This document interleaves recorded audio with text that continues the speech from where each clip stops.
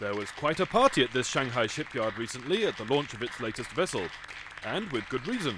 200 years after a British delegation to the Emperor astonished Chinese shipbuilders with its naval technology, the Quarterman has become the first Chinese-built ship ever to be directly exported to Britain. With its cheap labour, large capacity and grounding in military technology, China has become an increasingly attractive supplier for foreign customers. Customers like the Quarterman's owners, British conglomerate P&O. They considered many candidates to build their 3,700-ton product tankers, high-tech ships built to the world's highest technical standards.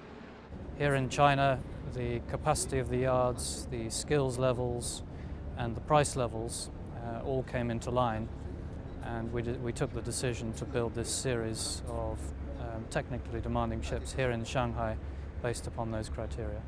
With one ship in the water, another on the slipway and two more to follow, P&O clearly has confidence in its supplier.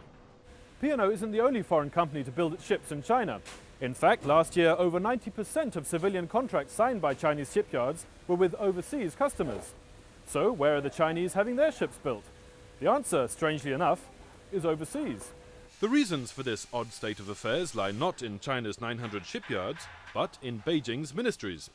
China's current credit squeeze has left domestic shipowners gasping for breath. Though capital-intensive, shipbuilding doesn't count as infrastructure, and so doesn't qualify for priority credit.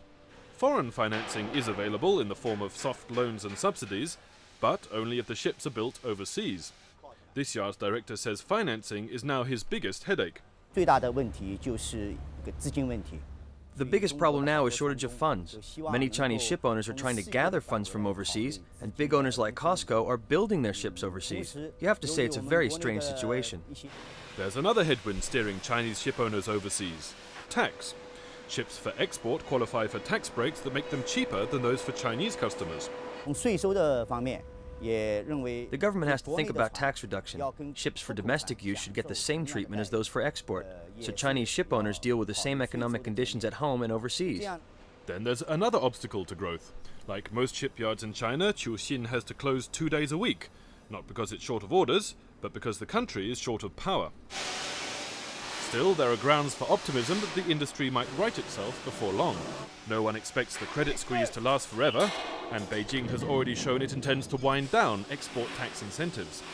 Chinese prices are around 10% lower than the competition, and these days their management is also shipshape. I think during the 1980s it would be true to say that many foreign owners ordering vessels in China experienced delays, difficulties in communication with the yards, and with management who were not necessarily 100% commercially minded.